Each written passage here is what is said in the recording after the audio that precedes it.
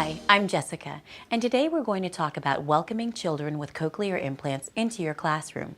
Cochlear implants are surgically implanted electronic devices that provide a sense of sound to people who are profoundly deaf or severely hard of hearing. This technology has revolutionized the way children with hearing loss learn and interact in school and in life. But it also presents a learning curve for teachers in helping these children adjust. Typically, children with significant hearing loss would have difficulty understanding their teachers and classmates. Now, however, there are many children who are deaf who use a cochlear implant and are able to fully participate and learn in a typical classroom, though they do need some support from you as their teacher. The purpose of this program is to guide you in understanding some basic information about cochlear implants and to provide techniques to support children who have them. Along the way, you'll hear from some folks who have first-hand experience to share, like these parents. The benefits after activation were tremendous. We had a difficult time in the beginning because, of course, she was not used to sound, and there was a big adjustment for her. I remember the first time the phone rang and she was in tears. But after that, after a while, after the first month, there were so many benefits. I mean, of course, she started picking up language. That was very exciting. But also the whole emotional and our relationship was so much better because we could communicate with each other. It was important for us to enroll Hunter into a mainstream school. I definitely just wanted him to be able to be with his hearing peers and be able to experience the same things that we experienced when we were going to school. In a few minutes, we'll talk about some simple strategies to support children with cochlear implants. But first, let's take a look at how a cochlear implant works. In a typical hearing ear, this is how we hear. Sound waves are captured in the outer ear, passed through the middle ear, sent to specialized hair cells within the inner ear, and then conveyed via the auditory nerve to the brain to be interpreted as meaningful information. When hearing loss occurs in the inner ear due to damage to the specialized hair cells in the cochlea, it's known as sensory neural hearing loss. This type of loss typically makes it difficult to hear and understand conversational speech. A traditional hearing aid can help a little by making some sounds in speech louder, but it doesn't necessarily make them clearer. A cochlear implant works differently. Instead of simply amplifying sound, it bypasses the damaged parts of the cochlea and electronically represents the sound. So a child has access to all the frequencies needed to understand speech. A cochlear implant has external and internal components that are coupled using a magnet. The external components include a speech processor, which is worn like a hearing aid. A microphone on the processor captures sound vibrations and sends the vibrations to a tiny computer where they're transformed into electrical signals. The electrical signals are then transmitted through the skin via an internal receiver and onto electrodes implanted throughout the cochlea. These electrodes send a message to the auditory nerve and then on to the brain. Finally, the wearer interprets the signal as speech and other meaningful sounds. Children with hearing loss vary a great deal. They might vary in the degree of hearing loss, the cause of hearing loss, the age at which their hearing loss was diagnosed, and therefore the age at which they received their cochlear implant. All of those things can have a great impact in their outcome, in their degree of success with the implant. Most children do best when they receive their cochlear implant by the age of 18 months, but even beyond that, there are factors such as the presence of additional developmental disabilities or other diagnoses, other health problems that they might have, the type and extent of support services and therapies that they receive, as well as their parental involvement and types of schools that they attend. It's important to understand that children who have recently been fitted with cochlear implants may not yet be able to understand the meaning of the sounds they're hearing. Mastering this skill and learning to speak with the aid of a cochlear implant takes time and training. As you welcome a child with a cochlear implant into your classroom, you will likely have some questions and concerns. What level of personal attention will the student need? How will other students react to and interact with him or her? My concerns were, when I first learned that I was going to be teaching her, was how much does she know? because basically in kindergarten you have to know phonics, and I was worried that if she could not hear specific sounds, that might be a problem for her, and that way how would she learn how to read? And that was the main concern. With children who've got cochlear implants, we like to meet with the parents before the school year starts or before they enter our classroom so we can have better understanding about the child and what his needs are. The technical part of a cochlear implant, how to change the batteries, how we would know if it's not working. Sometimes it's a light, sometimes it's a green light, sometimes it's a red light. So everybody's a little bit different. So we need to know about that technically. I think in personality-wise, we need to learn about the child and what his strengths and weaknesses are. To help a student with a cochlear implant succeed in class, you'll need some strategies to help.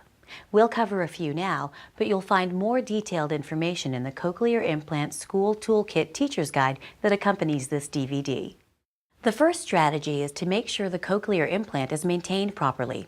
Check with the child's family to learn how to place the implant on the child, how to make sure its settings are correct and that it's working properly, and what steps to take if there's a problem. Strategy number 2 relates to the use of assistive listening technology, which works in conjunction with a cochlear implant. One assistive technology is the FM system, which makes it easier to hear in noisy, echoing classrooms.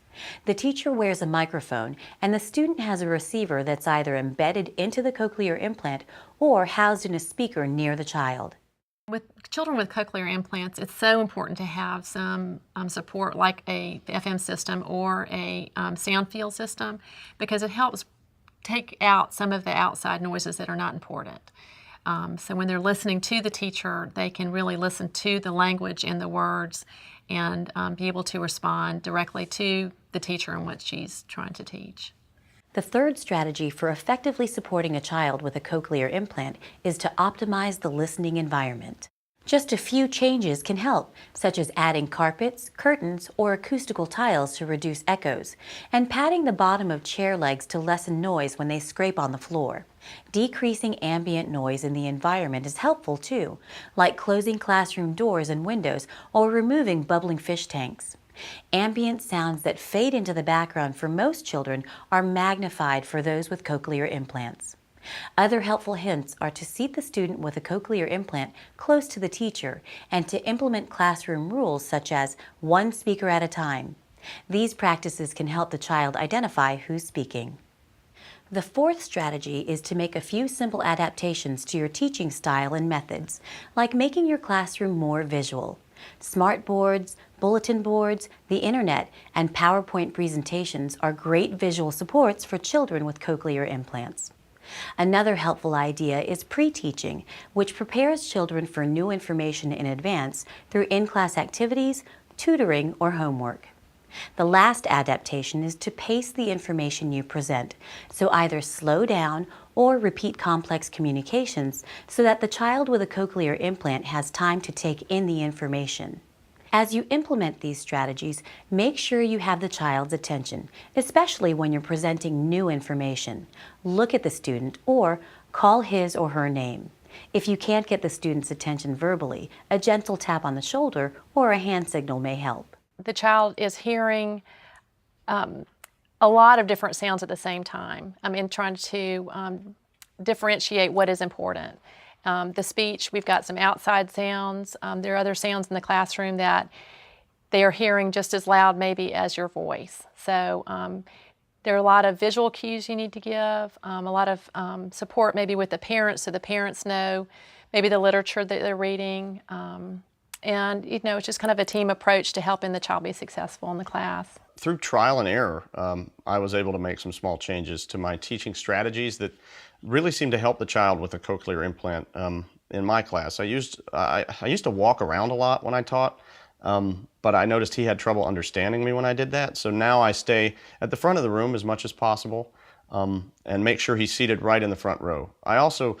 Each week I send a list of vocabulary words and titles of books home so that he knows what we'll be using in the upcoming week and he can show his parents. That way they can familiarize him with the words and concepts we're going to be using. The fifth strategy is to encourage positive peer relationships. As with all children, some with cochlear implants are more confident socially than others. But difficulty communicating can make peer relationships harder, especially for those students with new implants who are still learning communication skills. When Tuli started school for the first time, she had a few challenges. I think the biggest of all was socializing with her new classmates, and being the only one having a cochlear implant.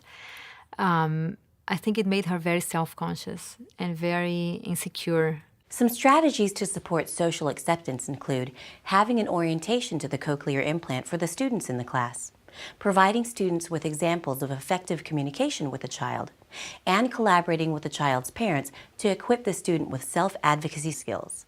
I talked to her teacher, and she was very supportive in making sure that Tulasi was integrated. One of the suggestions was to get Tuli to visit with her friends after school, to have play dates and, have friends over. That made a huge difference in her experience. For peer acceptance, what we did in my class was we had the child and his mom come in the first week of class and do a show and tell of what the cochlear implant is, and kind of how it works. But he took it off, and he showed everybody how it was magnetic, and someone stuck it on the back of their chair, and it stuck, and they loved that, and they definitely realized quickly that he was just like them, except for he needed to use an implant to hear. As you plan for a child with a cochlear implant in your classroom, don't try to go it alone. When possible, organize a team or utilize a team that's already in place. Meet with the family to identify other professionals working with the child, such as an audiologist, speech-language pathologist, or itinerant resource teacher.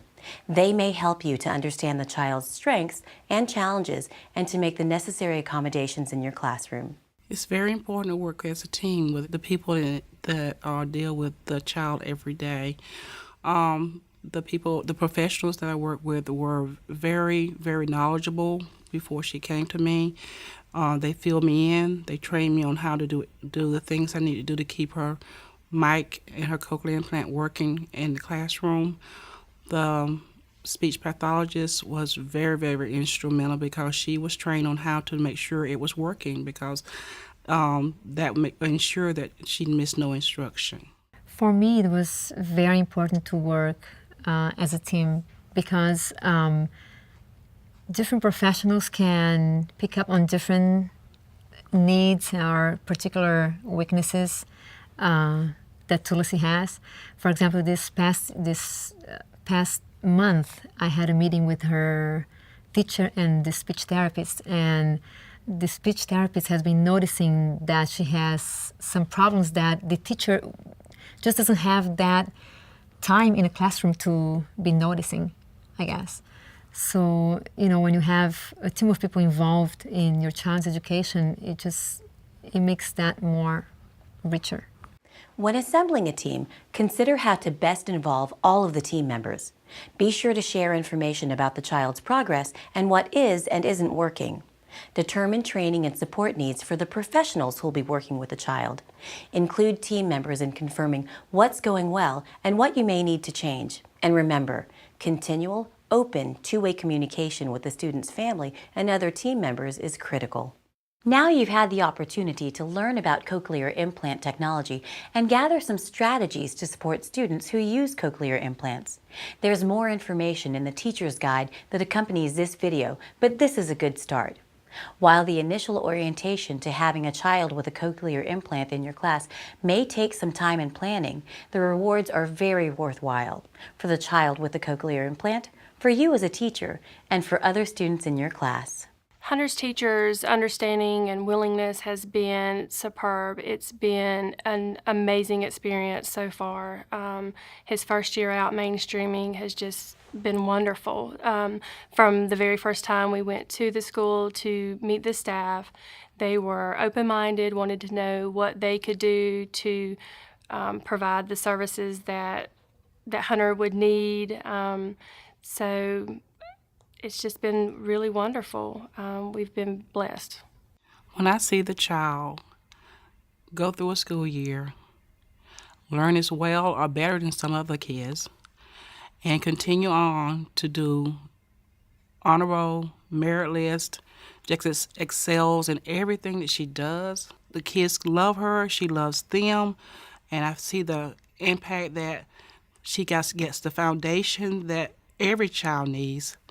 Makes me really happy to know that she was part of my life as well as I was part of hers during this time that she needed me most. By applying what you've learned in this program, you can make a difference in the education of a child with a cochlear implant and for everyone in your classroom.